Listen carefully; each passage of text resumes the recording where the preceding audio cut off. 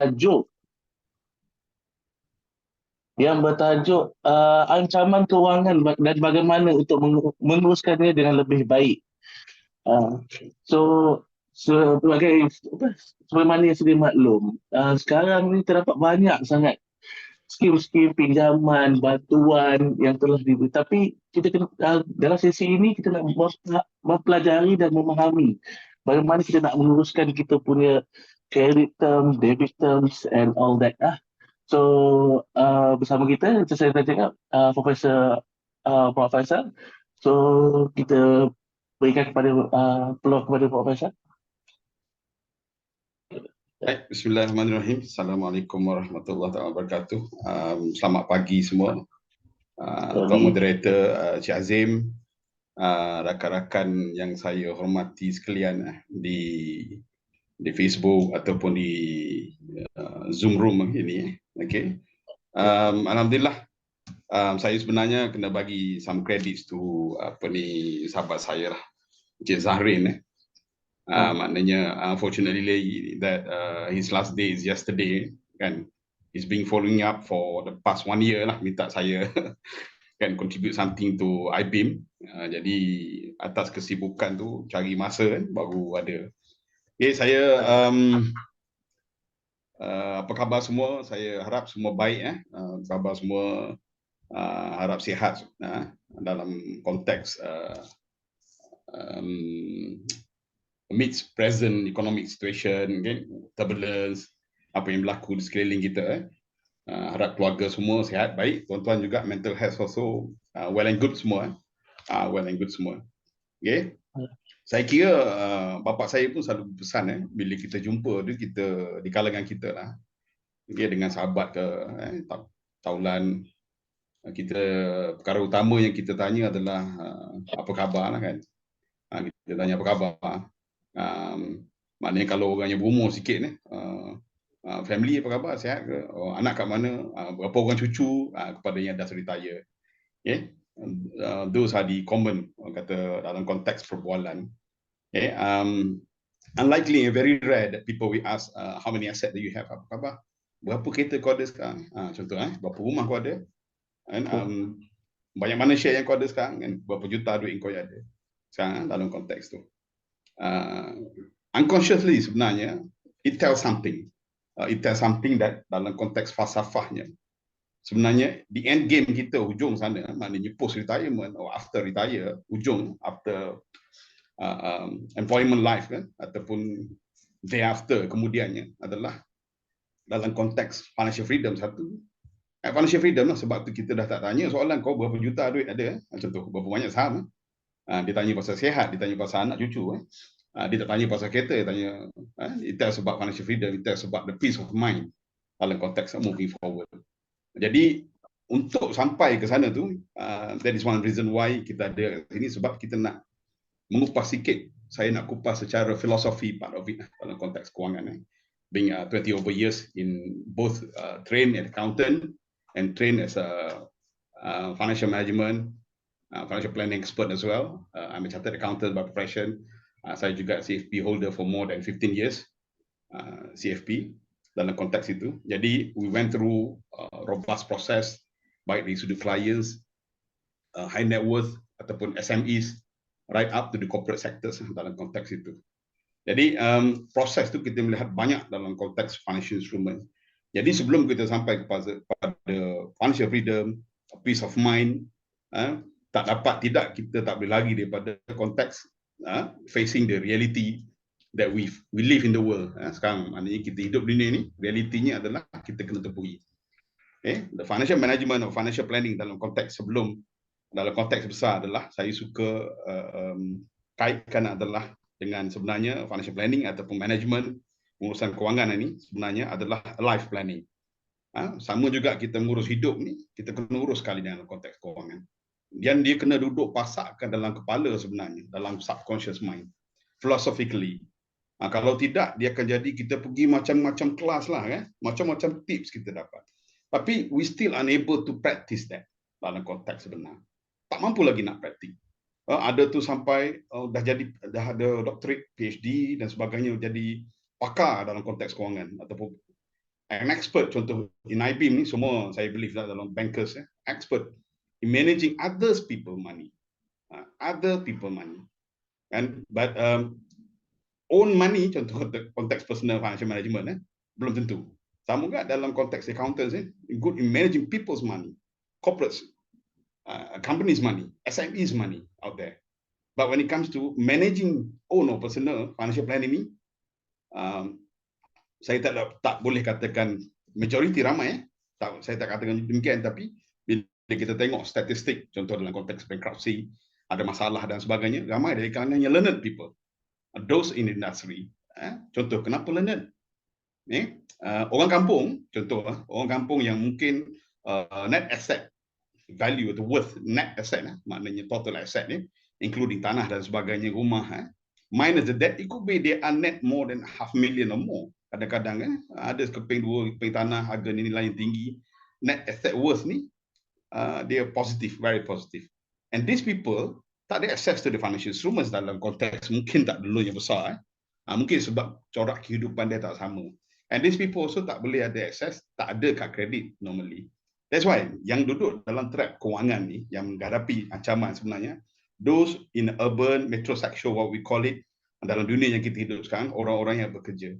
Jadi kita tengok macam mungkin kita di kalangan kita, kawan-kawan kita merasakan seseorang tu dalam konteks jawatannya tinggi. Contoh kawan-kawan saya ni, sebaya saya ni dah dekat 50s ni, mostly going to the C level, ada yang duduk di C level dalam konteks itu. But we went through the journey together dalam konteks. We went through the journey together dalam life ni. We see the phases of life where commitment tu in tandem dengan kenaikan pangkat, dengan gaji, dengan lifestyle dan sebagainya dalam konteks itu. Sama juga dalam konteks pengurusan perniagaan itu sendiri. Jadi as when we go, the commitment level, the lifestyle level tu berubah selalu dalam konteks itu yang kita nak bincangkan juga. Jadi dalam konteks ini, kalau kita nak katakan bahawa hanya orang mungkin di kalangan contoh, not undermining the B40 saja ada masalah, tidak. Sebenarnya secara senyap-senyap, T20 juga ada banyak masalah. Let alone the B. T20 juga ada banyak masalah. We have seen many that host, contoh dalam konteks kad kredit, ada few hundred thousands of debt dalam konteks kad kredit sahaja. Money earning 15-20,000 tapi ada kad kredit 150-300,000. So how can this happen? Itu sebenarnya saya nak bawa balik philosophically, in prinsipnya sebenarnya it goes dalam konteks financial kewangan ni. Peringkat yang paling utama, yang pertama adalah, allow me to share a slide here, is saya sangat menitik beratkan perkara utama ni lah, sebab kita nak urus kewangan, baik dalam konteks individu, ketua jabatan, ketua organisasi ataupun SME corporate, sebab kewangan ni dia jantung, dia jantung. Kalau darah tu ibarat cash flow, ada blockage, contohlah dalam jantung dan sebagainya, dia tak boleh pump darah, tak cukup oksigen, tak boleh pump, and it will default. Ada operasi tu dia akan terencat. Kalau individunya dia akan terencat lah. Terencat default tu maknanya ending dia pergi, contoh bankruptcy dan sebagainya. Syarikat ni terpaksa winding up dalam konteks itu. Jadi pengurusan kewangan ni, it is more to the knowledge dulu dalam konteks identifying the real needs of these financial instruments, bukan sekadar spending, cari duit. Most of the business people, let's say for example, they are very good in making money lah, in a way, kan, dalam konteks bagus cara nak buat duit, pandai buat duit, tapi when it comes to manage ni, selalunya banyak falsafah-falsafah yang kurang tepat diguna pakai. Contoh tengok peer pressure maksudnya dalam konteks industri, industri tersebut, contoh flash in terms of the fancy, contoh cars dan sebagainya, ataupun dalam konteks masing-masing berebut nak tunjukkan banyak cawangan. Cawangan maksud saya ni cawangan perniagaan, branches, berebut menunjukkan seolah-olah indicator, the more branch you have, the more successful you are, indicator. That's of course entirely not right dalam konteks itu. Jadi mana dia pergi? Dia akan pergi kepada bank lah, sourcing for the credits, financial instruments dan sebagainya.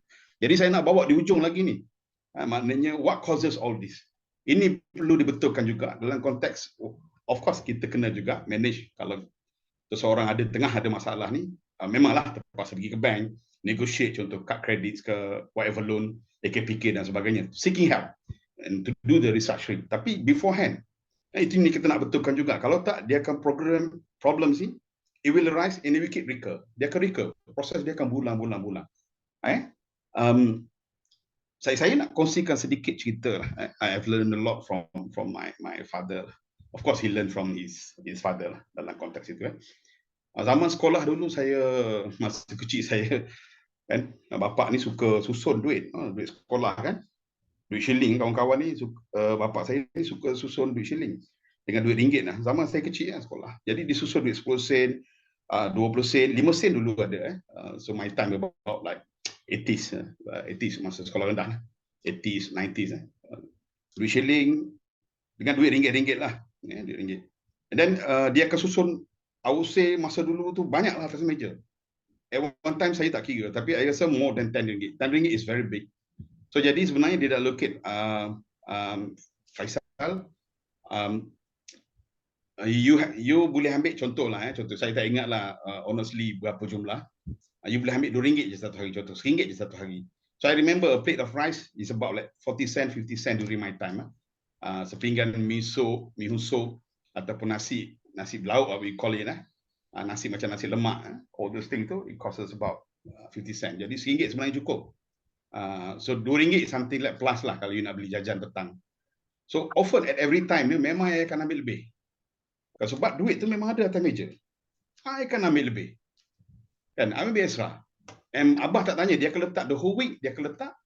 Saya ambil sampai hari contohlah Wednesday ataupun Thursday, duit tu dah habis. So I minta lah kan, abah duit dah tak ada. Dia replace lagi, maknanya replenish ya, replenish. So it happens for years. It happened for years.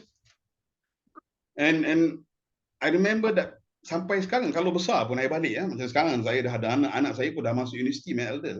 I balik, abah mesti ada lagi habit dia letak atas meja. And then I remember when I sekolah menengah tu, abah tanya, you should, bila dia tanya, dia tak marah lah, dia tak nak marah. Bila ambil lebih, maknanya belum cukup masa lagi, saya minta dia top up. Dia top up. And then my lesson learned was at that time is, dia kata, actually you should make yourself discipline. Walaupun sebanyak mana depan mata you ada duit pun, you should take whatever that has been maknanya assigned for you lah. Berapa banyak yang given to you, you should take that amount saja. Okay, tak boleh ambil lebih. Jadi masa sekolah ni kita tak faham banyak masuk universiti, keluar kerja baru kita faham the concept budgeting dalam konteks. Kita dapat gaji banyak, kita dapat kenaikan pangkat, kita dapat bonus. And dalam konteks itu we get carried away dalam konteks in the sense of, we start to spend for something that unnecessary, I would say. Dalam konteks how much that you spend, sebab you tengok benda tu incoming tu banyak. Okay? You rasa you ada surplus. Okay? Sebab the problem is bukan masa kita ada.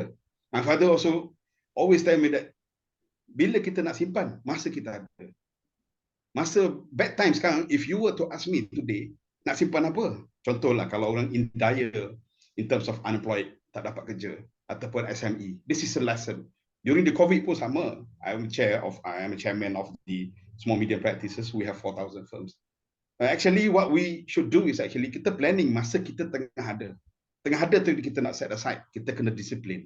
Sama juga dalam konteks bapak saya kata, sebenarnya you should ambil apa yang has been assigned to you, and the lebihan tu you kena simpan. Okay? And then he shared me the story of where dia yatim. Sekarang dah yatim piatu lah. Maknanya my 84 years old father. Masa kecil 10 years old dia yatim. So dia duduk dibesarkan partly dengan pakcik dia, seorang peniaga. Dia meniaga, dia ada ladang. Meniaga ni groceries. This was about in 50s lah. Tahun 50-an, 60-an. Lebih kurang macam tu. Or 40s. 50s I guess. Should be 50s or 60s sebab he was born in 1940. Dalam konteks itu. Jadi bila beliau nasihatkan that, masa giliran beliau jaga kedai runcit, pakcik beliau atau datuk beliau tu, okay, walaupun 1 sen duit hilang tu, the uncle tahu, perasan. Kan? Dia perasan 1 sen yang hilang tu pun, dia perasan mana, where does the money goes. So dia kata, this is very important where dalam konteks amanah integrity. So amanah integrity dalam konteks budgeting ni, it has to be embedded Kan? Di peringkat early stage, dia kena mula daripada rumah. Dia kena mula daripada rumah, sambung kepada sekolah. Dan bila comes to employment, kan, it will be easy for us. Sebab apa? Dia dah embed. Dia panggil, dia dah runs through in our blood. Mana dah sebati dalam darah daging ni. Kita dah tahu. Whatever you earn, whatever you get, you have to set aside some. And bila you set aside, it is not in the parking mood. Saya suka guna term parking. Okay? Apa maksud parking? Parking ni letak setahun, 2 tahun, 3 tahun, kita keluarkan. Kita letak, kita keluar. Kita letak, kita keluar. We are not giving a fair times, ataupun we are not giving justice to the money, to the investment, ataupun to the kewangan yang kita ada untuk grow. Kita tak bagi ruang dia untuk grow. Contoh, kita tanam durian. Kita dah tahu durian, it takes about, let's say, for example, 5 to 10 years untuk mula berbuah. Dengan optimum lah, buah matang mungkin 7 years. But kalau setiap tahun kita pergi, kita tengok pokok durian, setiap tahun kita tengok, kita frust. Tak berbuah lagi. Sampai tahun keempat, tahun kelima, mungkin kita make decision where, it's not economical to tanam durian, kita cantas, potong durian. We have wasted that 4 years. And eventually orang lain yang sabar 7, 8, 9 years, pokok durian tu dah grow. And that pokok durian can last up to 50 years. Imagine, bukan setakat dia dapat manfaat, cucu cicit dia pun dapat manfaat. So dalam konteks itu, saya nak sambung terus dalam konteks life planning is a financial planning. Kena ada time frame dan kena ada kesabaran. Kena ada kesabaran. Or else, when you invest in any platform or any medium dalam konteks yang legit medium, yang dibenarkan, yang dikawal selia, kalau tak ada kesabaran, you want to time the market, you want to time the war, you want to time whatever that happening around you, you will lose. Saya tak perlu tengok, saya tak perlu validate through Warren Buffett dan sebagainya. Tuan-tuan boleh do the reading, you know better than me in fact. Tapi when it comes to execution, ramai yang tak sanggup nak buat. Very simple that when we go back, kita tengok datuk nenek kita dulu kan. Datuk nenek kita, dia beli tanah puluh tahun. Sorry to say this, ramai orang tak suka. Tapi when it comes to generasi kita, kita mula jual. Dispose off. Tapi kita mula dispose. Sebab we don't really see the value and hardship. Sebab apa? Sebab nilai tu dia jadi tempting enough. Nilai tu sangat besar pada kita that we can do something else. We can live in a good way. Dalam konteks we can live better lah dengan apa yang ditinggalkan oleh kita. Sepatutnya we should think of how to accumulate more, let's say dalam konteks itu, ataupun how to manage more dalam konteks legacy. Dalam konteks itu. I'm not selling, sebab I'm not a will, a trust or planner dalam konteks ini, but generation dalam konteks financial planning ni, money management, kita tak boleh mabuk bila kita melihat aset ataupun kewangan. In fact, kita kena slowly build up more. Why? Bukan kita nak bawa mati kewangan, contoh dalam konteks ini, bukan kita nak bawa sampai ke kubur, tak. Tapi at least something that we can live on to our next generation, not just harta yang kita tinggal atau asset whatever it is. Kita tinggal dengan satu knowledge yang solid in terms of financial planning, money management. So dia tak boleh jadi, anak-anak generasi tak jadi mabuk dengan apa yang ditinggalkan. So that the cucu cicit kita dapat merasa, and they don't have to start from zero. Should they need to, contoh one day set up a business, whatever it is, they are not going to start from zero dalam konteks itu. Or as every generation yang kita ada, we always start with zero. Sebab apa? Satu generasi di-inherit, kita akan habiskan for whatever reason. Okay, kita kata duit tidak boleh dibawa mati. Yeah, I remember in one of the forums in Middle East that I've attended, I spoke to one of the Islamic scholars.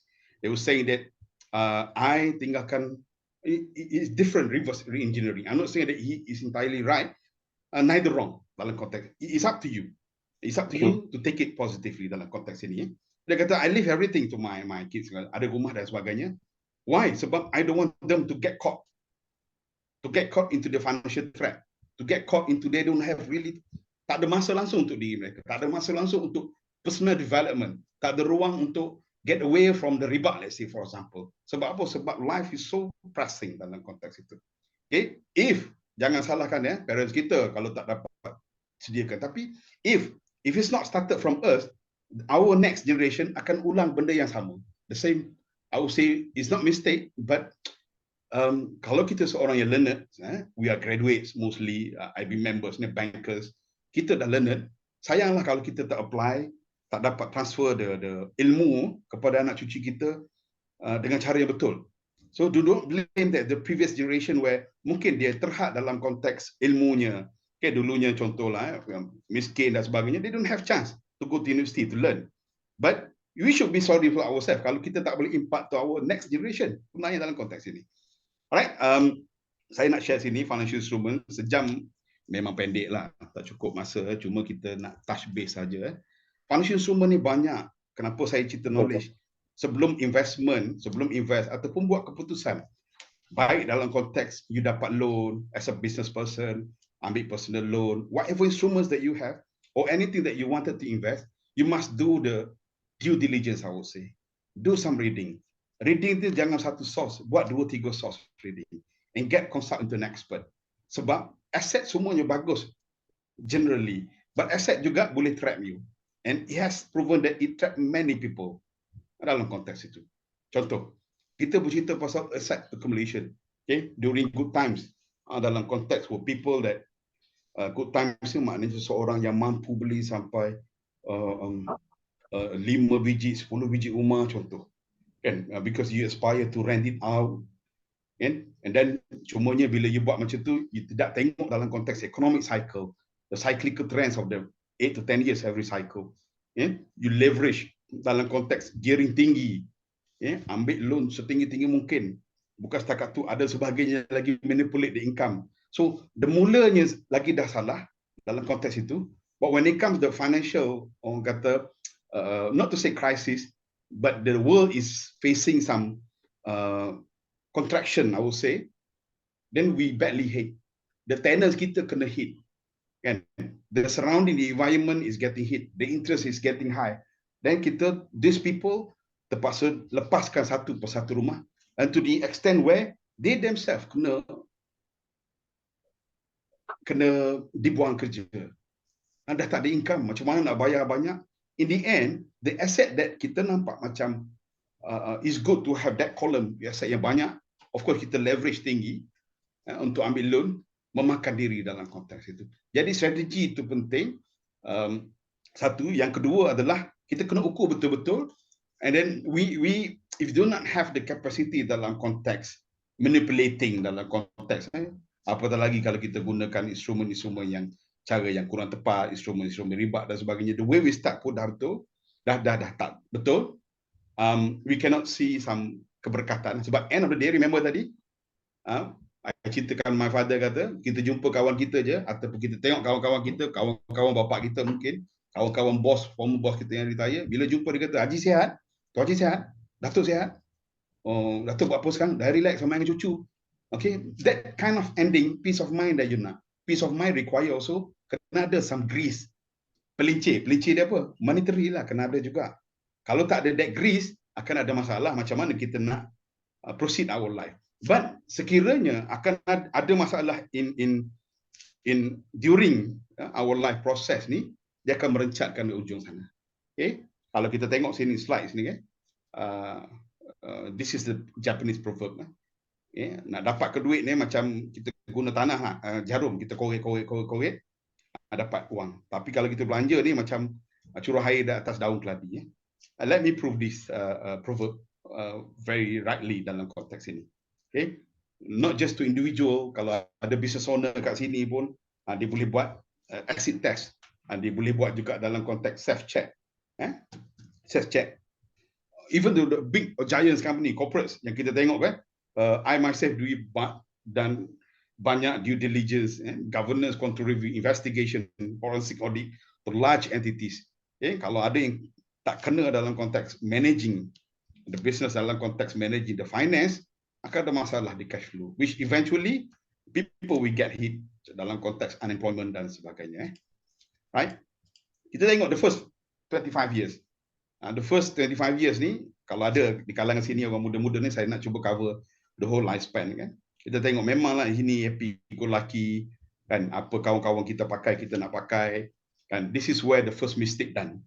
Then the mistake dia akan escalate kan. Fasa 25 years kita mula kerja, adik-adik kita mula kerja. I've seen many that young people, they are very bright, They are very bright, they work in good companies, MLCs, they get a good pay dalam konteks in the beginning, kawan-kawan dapat 2,000 lebih, mungkin dia dapat 4-5 ribu, kan 1 or 2 years after dia kerja, dia terus go for the Continental car. I've seen few.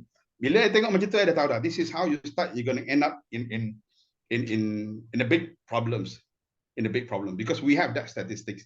Kan we have seen many that just earning 20, 30, 40,000 pun live on pay to pay dalam konteks wage to wage, month to month basis, sebab komitmen dia sangat tinggi dalam konteks itu. Because end game dia nanti, kita takut when you retired, you tak boleh adjust the lifestyle. You cannot adjust lifestyle. Sama juga dalam SME. Dalam SME, kita sibuk nak buy company cars untuk SME. Kita sibuk nak fancy kan showroom kita, nak fancy kan, nak banyakkan branch. We spend a lot on the unnecessary expenses dalam konteks in a way, sebab we want it to be feel good. Kita nak ditengok, we want to be endorsed dalam konteks outer ni, material kat luar. Jadi kawan pakai apa, kita nak pakai, nak very latest iPhone, tak ada masalah iPhone. I'm not saying anything on iPhone, cuma yang sadly is that because kalau buat installment, iPhone itself dah installment sampai, I tengok sampai up to 48 months.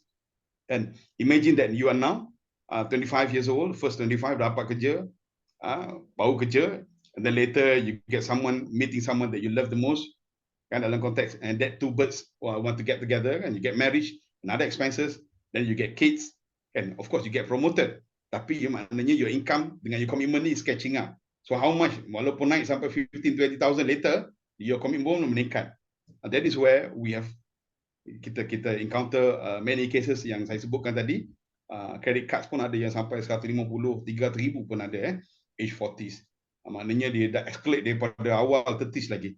So that person is professional, definitely earning like 20 over thousand, but monthly minimum payment alone pun dah jadi sampai more than 5,000 a month. Jadi dia dah mengikat teruk kat situ dalam konteks itu. Right, the first 25 years. Kena ingat wang juga seperti emosi, it has to be controlled untuk memastikan kehidupan itu lurus. Kalau tak banyak, kita tak banyak peluang. Bila kita get trapped in early stage ni, kita kena educate our young ones. Kalau you mula commit to something that unnecessary finances dalam konteks unnecessary personal loan, let's say for example, kecuali personal loan for reason yang solid, itu lain.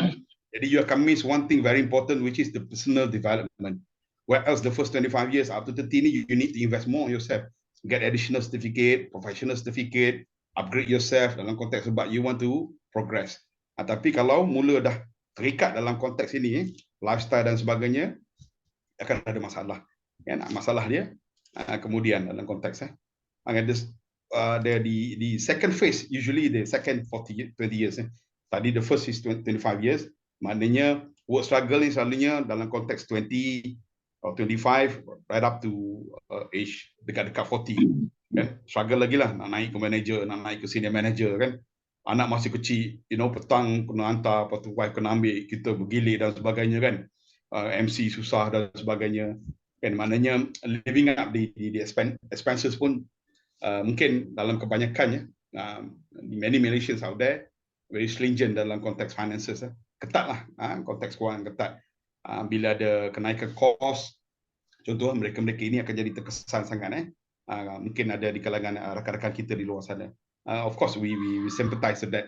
Tapi dalam konteks tadi, kalau saya nak undur balik, undur balik ke belakang tadi, masa kita commit to anything dalam konteks rumah baik, kereta pun, always the tips is that very simple. It is not 10%, it's not even 20% of your take home earning tu. Cuma pada saya adalah my fathers and my gurus also always bagi tahu dalam konteks prudent. Prudent dalam konteks financial management is that always saya gunakan simple analogy. If you Ford Honda, then you have to buy Myvi as a context. If you Ford Mercedes, BMW, then you kena pakai like Toyota something. If you Ford, let's say for example that dalam konteks Porsche lah katalah, orang niaga ni kan, ataupun nak baru naik the C-level, nak aim sangat Porsche sebab ialah kecil-kecil dah tengok gambar Porsche kan, memang this is my life goal dalam konteks kan. Nak pergi Porsche tu, you go for Mercedes dalam konteks. Itu yang pertama. Yang kedua adalah until the next 5 years tu, your income consistently, your monthly residual income ni, ataupun dalam konteks orang SME ke, kan, pendapatan tu ada berterusan ni, memang mampu dah 3-4 tahun, tak ada masalah. Maknanya dari sudut income consistency, kalau orang niaga, kalau katalah those yang employed ni, tak ada masalah. Maknanya is secured and you have sufficient, then baru you layak. Maknanya test pertama adalah kalau you mampu, contoh Mercedes, you beli Honda dulu, contoh. Test kedua adalah kalau you mampu, you tunggu dulu, you tunggu for the next 3 years, kalau you mampu, then baru you beli dalam konteks itu. Ini memang very prudent lah. They counters away lah dalam konteks itu kan. It's all up to you. I'm giving in terms of that context and perspective. So that when the cycle economic hit, let's say for the past 2 cycle, myself and my team, the way we manage the team is that for the past 2 crisis, tak termasuk COVID crisis, kalau masukkan COVID mana 3 crisis, alhamdulillah kita terlepas, kita tak ada masalah. So sebab the prudent ways of managing the cash flow and finance, kita tak go fancy, in terms of that, and alhamdulillah we survive into that. Okay, you must remember in your mind that at the end of the day, whatever discount be given, and dalam konteks ini, the right mindset is not focusing on the discount, but focusing on you still need to fork out certain amount. So maknanya bukannya memang kita perlu, contoh dalam konteks handphone yang fancy, memang kita perlu macam mana bukan. Cuma it's a matter of what kind of handphones. Kan? Then dia match dengan equation dia adalah keperluan, the needs dengan keperluan. Okay? The needs dengan keperluan itu. Baik, Fox. Cuma saya ada satu soalan. Macam the first cycle Prof cakap tadi is about learning. So may I know, boleh saya tahu apakah tanda-tanda atau petunjuk yang sepatutnya saya perhati untuk mengenal pasti ancaman kewangan masa kini? Itu yang saya. Okay, dia simple je. Kalau the first one is very simple, that kalau kita dia macam kalau syarikat, kalau kita syarikat, kita panggil kita test solvency, kita panggil. Okay. Solvency satu, dan solvency ni kita nak tengok kebankrapan, okay, kemampuan untuk weather through. Satu adalah kita test cash flow. Jadi on konteks individu ni kita test cash flow. Kalau kita tak ada reserve in total, whatever amount that you have, contoh in tabung haji ke, combination of all, kita tak boleh ada minimum of 3 to 6 months. So maknanya kita in alarming state. So maknanya kalau kita seorang bekerja, we have to find ways, no choice. The world nowadays is no choice. I remember that 2016 when I went to Japan, I went to Japan. Okay. At that time in Japan, in Tokyo, orang muda dia dah buat 3 kerja and no complaint from them. This is the world that we live nowadays. Kita kena embed. Of course, kepada orang yang alhamdulillah anak muda yang ada lebihan, mungkin ada kelebihan, alhamdulillah, good for you. But those who in that situation where memang tak cukup, have to find ways to earn extra, or else nobody can do it for you. Ya, Cik Azim, you got something? Yes, sir. Okay, cuma saya agak terkejut bila Prof cakap youngsters at that time dah kerja 3 kan, 3 job pada masa satu masa kan. Itu quite surprising lah untuk kita selalu in our generation keep on complaining duit tak cukup, tapi we never sampai that effort. Yes. Probably Tokyo is a very high cost living dalam konteks. So the younger generation have to adopt and adapt, have to survive in that mode, surviving mode. And then culture di sana pula adalah when it comes 18 or 19, memang kebanyakan parents akan I wouldn't say that the word halau, tapi they will urge their kids memang kena duduk stay asing, duduk berasingan. Memang kena duduk berasingan. So the surviving mode tu dia akan activate dengan sendiri. But the good thing is that when you come to more stable, of course you do not have to do that 2-3 kerja forever. It's just probably the first 5 years, the first 10 years until you stabilize, kan? Tapi when you train or went through the hardship ataupun dah gone through that, orang kata robust commando alike training, when it comes to 30-40, you can weather through dah mudah. Dia commander dia jadi mudah dah kan, nak weather through life dia jadi mudah kan. Betul. So sebenarnya kan, technically kalau macam since kita macam if kita pandai kita punya budget managing semua, so saya tanya Okey, boleh tak Tuan berkongsi beberapa langkah-langkah prihatin untuk mengurus bajet lebih berkesan, terutama masa yang tidak ada kepastian tentang ekonomi sekarang, suasana sekarang. So macam mana saya nak buat bajet tu lebih efektif? Okay, dia first step lah. Kita kira, contohlah kita ambil tadi saya bercerita pasal, bila kita cerita pasal bajet ni, kita kena ada budaya, satu culture. Okey, faham. Budaya tu maksudnya kita budayakan diri kita budayakan dalam konteks family kita, kan? Budaya apa yang kita nak tengok? Budaya ni perlukan disiplin. Sebab disiplin ni yang menentukan execution tu. Selalunya execution part bukan people lah, generally people we fail, termasuk saya mungkin dalam konteks tertentu. Kan? Kita menangguh sesuatu yang kita nak tu bila kita buat bajet tu, kan? Bila kita ada je kita langgar prinsip tu. Kan? Kita spend. Contoh kan, dalam konteks ialah contoh kita saya nak guna apa kalau orang muda, contoh katalah telefon kan, kita boleh beli yang harga RM2,000 ataupun RM1,000 lebih, kita end up bila ada bonus dan sebagainya increment, we go for 5,000-6,000 let's say for example. We lost another like 3,000-4,000 in terms of money generating yang sepatutnya kita set aside ataupun invest upon dalam konteks itu. Okay, contoh satu lagi adalah quick fixes, you senaraikan aja. Okay, macam kita buat untuk syarikat juga SME, you senaraikan semua expenses you, yang you tengok mana boleh drill. Contoh Wi-Fi Unify, contoh dalam konteks tu package, Astro package, kan phone data, kan you have to do dalam konteks, if need be, you have to make decision. Even though it's hard, mana kita kena menapis. Of course. Nothing is good comes easy. Nothing is good comes easy. You must remember that. Jadi whoever they are, ada masalah. Dululah masa saya buat when I was sekarang saya banyak dengan board ni, saya kurang sikit masa. Dulu when I do more on the engaging with this kind of engagement ni, bukanlah kali saya gunakan bahasa yang keras, tapi saya kena firm that kalau tak nanti it will recur, you will never solve the problem, kan? You never solve. Macam doktor lah, doktor kata you ada kecil manis, jangan lagi makan gula, jangan minum sugar. Kalau minum juga, it never solve, it will come back. Habit die hard tu. Yes, no choice. The only choice is to do it. Kan, the only choice is to do it. Kan. Cuma itulah saya bila cerita pasal kita nak buat budgeting semua kan. Kalau kita bajet pun simpanan tu tak boleh ke mana. Itu yang saya nak tanya. Macam mana kita nak buat ni pelaburan simpanan saya untuk jangka masa yang panjang, untuk nak tahu yang this is the one which one is suitable dengan saya kan. Tu macam mana? Sebab saya, let's say lah kalau saya dah pandai buat budgeting, dan duit simpanan tu what I should manage, apa benda saya nak buat?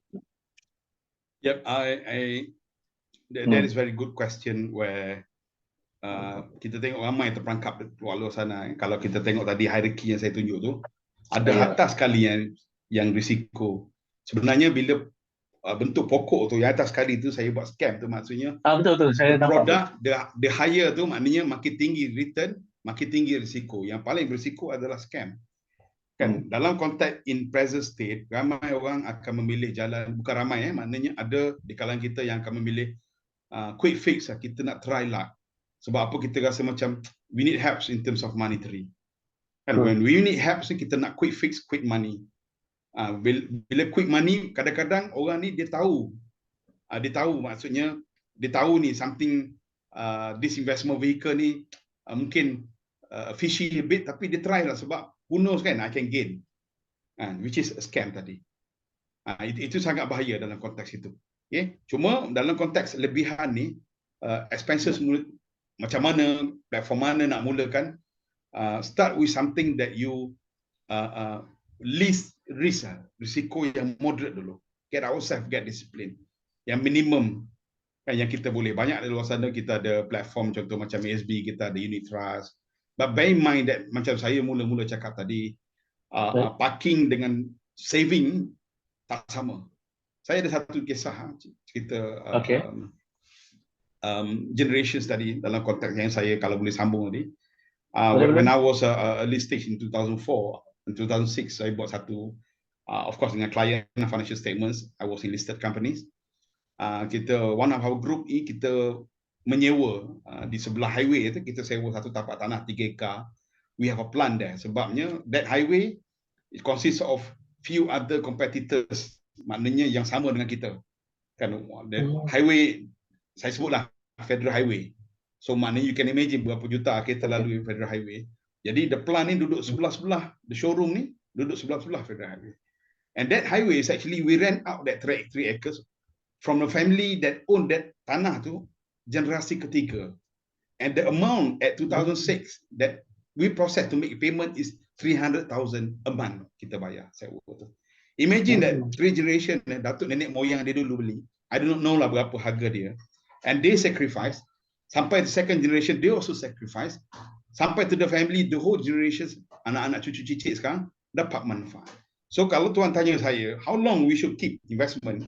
Kan dalam media macam mana? First, kita kena implant our mind that yes, we need to do an investment saving for short term lah. Kita nak beli tanah, kita nak beli rumah, kita nak sambung belajar 5 years and 10 years.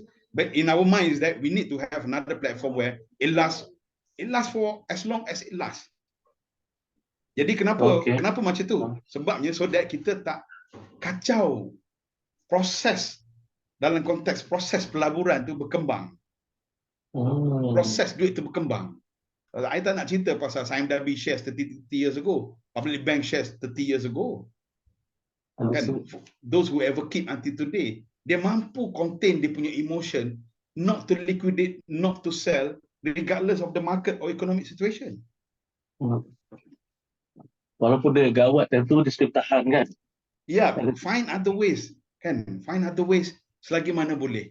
Selalunya kalau gawat kalau kita tak boleh tahan sebab kita ada gearing yang tinggi, kita ada komitmen besar. That's why sebelum gawat lagi kita kena trim komitmen kita ni. Nak trim komitmen kena trim kehendak. Kita nak tengok kehendak dengan keperluan. Not just individual, to SME, to corporates as well. Bila kita nak simpan, bila kita nak nabung, bila kita nak enhance asset acquisition ni, masa tengah ada. Bukan masa tengah ada kita spend. Sebab masa tak ada, difficult period, COVID time, or probably now is amidst war dan sebagainya, now dah mungkin susah nak simpan. Mungkin kita perlu gunakan sedikit reserve. But if we have that reserve, we don't mind lah. Tak ada masalah. Bulletproof what we call it. Ya betul, tapi itulah macam saving kan. Sebagaimana slogan IB, jangan kena scam kan. So actually scam ni itulah satu benda yang luar biasa ya. Yang nak kata sistem yang dia guna efisien ke apa, tapi most of our orang yang kena tu saving a lot. Maknanya dia dah pandai buat budget. That's the thing. Cuma problem dia, macam mana kita tahu satu investment tu is a scam atau is a true profitable investment? Tu betul. Okay, very good question. Saya rasa financial institution kat Malaysia ni one of the well-regulated, well-respected in the world. Jadi sebenarnya kalau kita nak dapat validation ni, deposit taking ni kita tahu only FI saja, license saja financial institutions yang boleh kan. Banking, stocks, insurance company, deposit taking. Other than that, kita kena hati-hati in a way, bukan tak percaya, hati-hati contoh business ventures ataupun investment in any platform, kena hati-hati and always seek third party opinion. Kan? Third party opinion dalam konteks itu, and then don't get overboard ataupun overexcited. Bila kita letak 1,000 jadi 2,000, kita get excited dan kita pump terus 50,000 ataupun kita make loans. And then sad to say is that bila dia selalu banyak masalah kebanyakan kita adalah seeing is believing. That's why scammer modus operandi is they want you to think first. Bila seeing is believing, itu akan jadi masalah. Kita kata kawan aku invest 1,000 dah jadi 2,000, aku sendiri letak 5,000 jadi 10,000. Bila kita guna approach mekanisme seeing is believing, tunggu masa saja kita akan false into that category. And then kalau kita jatuh, saya nak tanya tuan-tuan lah, secara honest lah, who to blame? Betul. Saya tanya 2-3 langkah ke hadapan, siapa yang kita nak blame kalau kita falls into that category? Kan? Sebab usually bila kita seeing is believing, masa kita tengah dapat tu, kita punya kepercayaan tu dah solid, katalah orang cakap apa pun kita tak percaya. Betul. Many cases dia tak percaya dah. Sebab dia percaya sebab saya tengah dapat sekarang. Macam kita dapat lumbung emas tadi kan. Itu je. Kalau Jadi orang orang cakap, lain semua dah kau tak salah percaya nama sudah. tu. Yes, yes. Itulah. Saya dah tak nak reserve bab ni. Saya cakap terang saja kan. Betul, betul, betul. Saya tak nak Sebab, reserve, tak nak reserve dah. Kan. okay. Contohlah kalau Sebab kita betul. tengok kalau saya boleh kongsi contoh saya tengok Okay, keluar okay. kat graf ni. Ada, Okey, graf ada. gold ni saya memang buat some paper goals to be dulu central bank. Saya buat paper goals sebenarnya. Tapi ramai orang tak setuju dalam konteks walaupun kata gold hash inflation, kita tengok tahun 2000 harga RM35 saja segram. Saya sempat beli 50 gram. I sempat simpan that physical at that time. Of course I sold that when it comes to double later lah. Kan? Maknanya betul ke gold it also require timing. Sekarang tinggi Betul. Kalau kita tengok first 10 years 371% it makes. Kita tengok second phase ada yang trap 2010 2011 dia beli at peak kan, and it takes 3 years to recover. Kalau dia kena duduk dalam kategori ini, kategori tengah-tengah tu kan, antara 2009 2013, ramai yang liquidate masa tu paper loss saja at nearing 40% negative. Betul, So you cannot be saying that masa ni tengah tinggi you say that gold is everything. No. Any investment is a good investment provided you have a knowledge, ilmu tadi. Kalau tak you got traps. Dari sudut timing baik, dari sudut you jual, you make loans kan, you expect next year akan naik, next year akan naik, you buy. You tak tahu dah this is all time high, suddenly it go plateau ataupun flatten ataupun negative.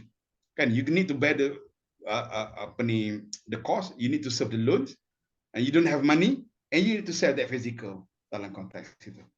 Tapi maksudnya saya tadi, I'm not against to any instruments because I am investor as well. Tapi it must come with the dalam konteks knowledge tadi, ilmu. Kan? Ilmu ni tak boleh ambil loan, beli. Loan banyak, manipulate the loan, then you beli.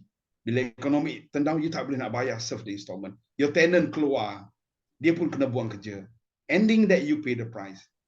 Dalam konteks itu. Same dalam konteks gold dan sebagainya. So tadi, saya nak ulang balik tadi, instrument memang bagus. If you talk about best instruments, anything that legit is best. Tapi please come the right planning dalam konteks itu. Ilmu lah in a way. Cuma sekarang ni, macam persoalan dia kan, kalau macam as you know lah, trend ekonomi sekarang quite unik kan, dengan China and US semua. So macam mana kita nak buat budgeting, nak manage in term of trend, nak follow trending ke, ataupun we just do it our pace je? Macam, dah okay lah about ekonomi ke apa benda, saya nak simpan amount this every month. Ataupun we should follow the trend. Means that, tak boleh saving, just saving. Macam mana? Right, very good question. Dia sebenarnya macam ni kalau kita cerita, kita kena ukur, maknanya kita kena ukur badan sendiri lah, katanya, ukur baju badan sendiri. So maknanya the first fundamental one is has a prudent financial punya spending, prudent dulu financial management. Pengurusan kewangan ni yang prudent maknanya kalau kita panggil konteks ni berhati-hati, cautious dan berterusan, itu first. So jadi kalau basis minimal kita, contohnya kita mampu 100-200 set aside, kita maintain regardless of any economy. Then maknanya kita dah boleh maintain that 100-200 as and when we progress, naik pangkat dan sebagainya, we have extra. So extra itu, then we go align dengan pengalaman, align dengan ilmu yang kita ada, we go to the a bit complex investment sedikit. As and when you grow further, you go more complex sebab ilmu pun naik. Dan mungkin as and when you grow further, you dah ready to take up into contoh, dah ready pergi kepada contoh buy stocks contoh. You know? Kan? Tapi maknanya buy stock tu bukannya immediately, contoh kerja 40 tahun, I've seen many, tiba-tiba masuk kelas 6 bulan, nak buat trading full time. Ending hilang duit semua. Maknanya you did not come from that process. Unless you come from that process yang saya cakap tadi, you dah mula that process. You remember that for those yang retirees ni, I've seen many that your wealth that you accumulate for the past 35, 40 years that you work.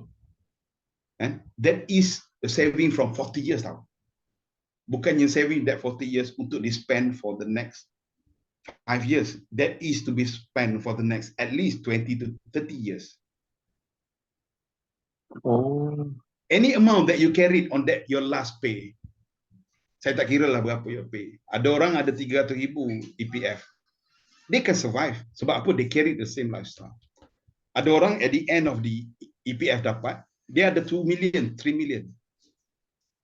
Adakah 2-3 juta tu banyak? Tak. It is small for them. Sebab apa? They carry their lifestyle. Lifestyle beza kan? Betul-betul. Berbeza. The car that they drove, the house, the place that they live, anak pergi sekolah mana, belajar kat mana, the place that they eat, the ambience, the circle that they have, the reunion that they go, the vacation that they went through, the haji, the umrah dia nak pergi, dia tak tahu, tak sama. Betul. So they need to measure a different category. Dia tak boleh sebut 1 million is sufficient for you. No, I've seen 3 juta, ada orang ada, tak cukup. Because at the end of his retirement, he still maintain the minimum of 25 to 30,000 a month. Betul. So mana apa Jadi, yang Profesor cakap, it's not about the value of it.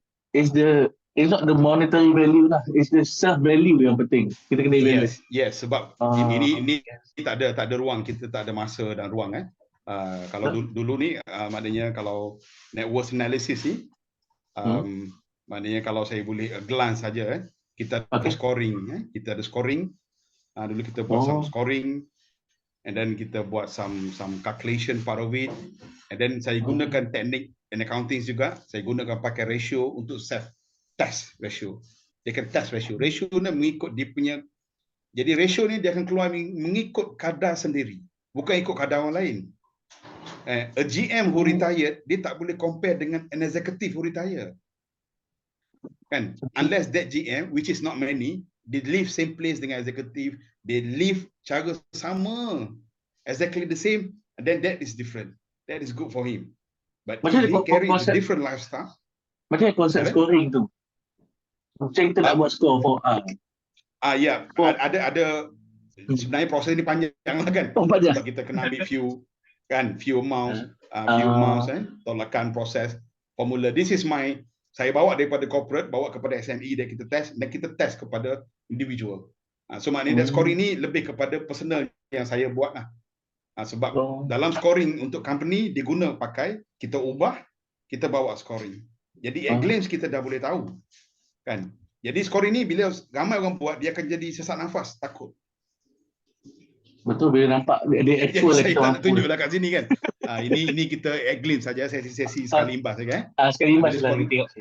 Sekali sebab scoring ni boleh menyebabkan kerisauan lah. Betul. Orang yang tak tahu pun boleh risau. Ya, macam kita pergi hospital lah kan, nak jumpa doktor kan seriau sikit kan. Nanti kan doktor kata ada kencing manis darah tinggi, something that we don't want to hear. Itulah kalau let's say lah kita nak buka mata orang kan, bila orang tahu rupanya aku susah rupanya. Itu yang yes. Betul. Okay. Although it's good to know sebab kita boleh buat some yalah kan apa benda yang perlu dibuat lah dalam konteks itu kan. Okay, Prof. Cuma Prof, kita memandangkan masa tak cukup. Saya ada satu soalan lagi. Zaman sekarang ni kita technically lah kan, memang tak boleh lari dalam hutang tau. Hutang is a subject, memang is a compulsory lah. Bukan is a option, is a compulsory for us. Nak ambil rumah hutang, nak beli kereta hutang. Even macam Prof cakap previously pasal nak phone pun hutang. So sekarang ni macam mana kita nak manage kita punya hutang kan? Macam mana kita tahu yang hutang ni adalah suitable untuk kita, untuk reduce kita punya stress, bukannya untuk tambah kita punya stress. Sebab sepatutnya credit term ni adalah untuk membantu kita. Tapi from what I see right now is credit term ni kebanyakan telah membebankan kita. Macam mana kita tahu yang credit term ni sesuai untuk kita ke beban untuk kita? Ya, dia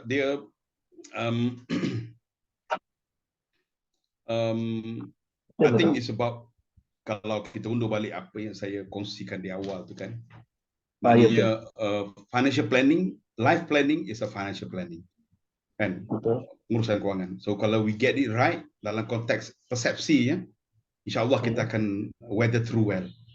Of course, kalau kita bandingkan mungkin dengan datuk nenek kita terdahulu, now is getting more complex.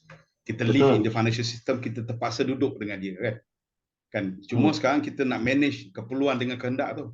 Perlu. Contoh, kalau kita ambil rumah, kalau cerita rumah ni, perlu, semua perlu. Kan? Betul. Tapi keperluan dengan kehendak dia lain. Pula kat situ. Contoh, kehendak ni, Betul. kita pergilah satu taman, contoh, kita pergi satu launching. And this is the reality also. Kita pergi satu launching. Okay, kita pergi satu launching, kita nak beli rumah, let's say, harga 700,000. 500,000 lah. Rumah tu. Okay. Kita duduk dengan sales rep tu. Dia pun tengok, cik minta income dan sebagainya. Tengok. Okay, dan kita tengok satu rumah lagi. 500. 750 is bigger bit. Cantik. Contoh. Dan bila kita tengok tu, kita dalam perbincangan kita dengan sales rep, dia kata, ada lagi better.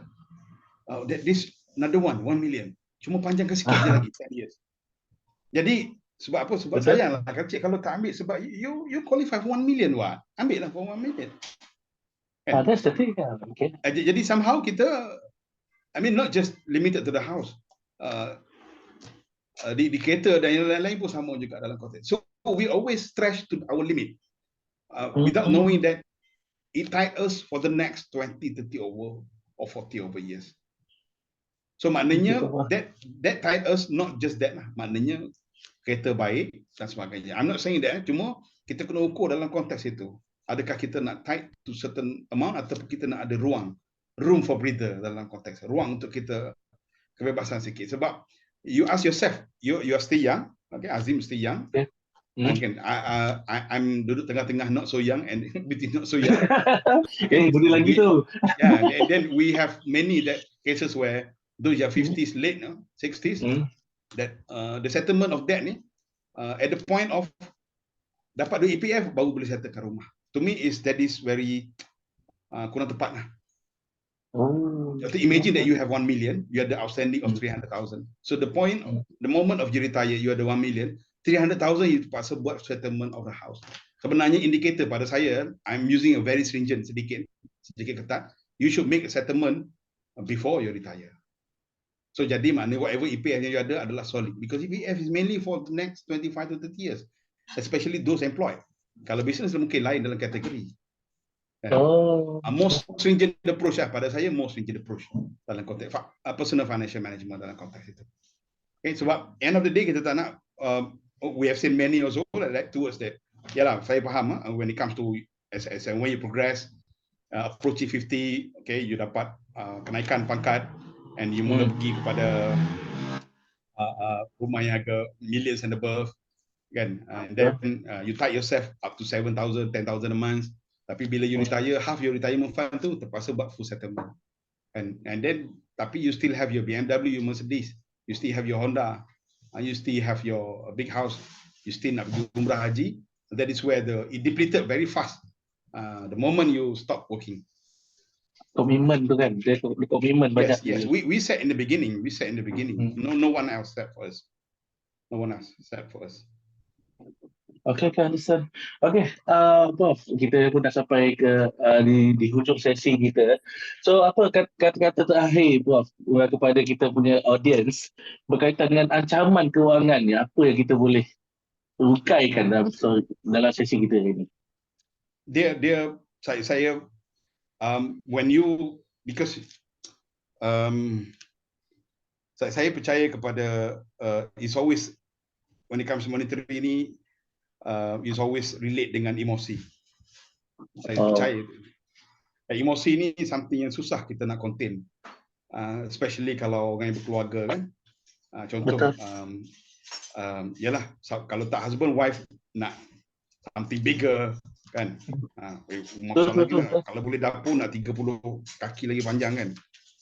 Husband pula kalau retire ni kan, retire ni dulu tak ada masa kerja je kan. Sekarang nak juga rasa pakai Continental kan, nak juga pakai motor BMW bila retire contoh Jadi kita, if we cannot contain that, so end of the day who's going to suffer is ourselves. Unless you are bulletproof. Bulletproof kita tak cerita lah kat sini. Kan? Memang you ada a few hundred thousand or a few millions of extra. You dah allocate, memang I ada extra ni. I've worked very hard in the past. Now it's time for me to enjoy lah. Itu different story. Kan? If you bulletproof maknanya you dah kira, oh, saya retire post retirement, I need 10,000 a month, and 10,000 a month for the next 25 years memang dah ada allocation. So whatever balance ni, I nak enjoy lah. Tak ada masalah. Betul. Tak ada masalah. Kan? Betul. Saya setuju. So maknanya technically kita kena ada financial literal lah untuk nak faham benda ni sebelum terlambat kan, Prof. Betul? Itu yang Prof. Yes. That's the principle that I'm holding. Betul. Sebab you must remember this. Bila you in a very firm, healthy situations financially, bank will come to you, financial institutions will come to you, friends will come to you. Kau nak tolong apa? Aku nak invest dengan kau. Okay, aku tengok you're doing good, you're doing well, I want to invest with you. But we are not doing well, bank lari, financial institution lari, kan? Kawan-kawan pun lari. So that's why we need to, kita yang kena manage, take care of ourselves. Betul, the most important things. Yeah, kalau kita tak take care, semua ni dia orang akan lari. Betul. Dia time kita standby, dia datang kan. Time kita semua hilang. Okay. Thank you. So kita dah wrap kita punya session hari ini. And thank you Professor Muhammad Faizal for attending this webinar. I totally appreciate, and thank you. We say that thank you for to Institute Zahirin for arranging this session with Professor. And I'm Hazif Shami, just assisting him to finalize the session. And for that, I thank you to the audience who attends, and thank you, Professor. And then, alright, thank you. Assalamualaikum. Terima kasih. Waalaikumsalam.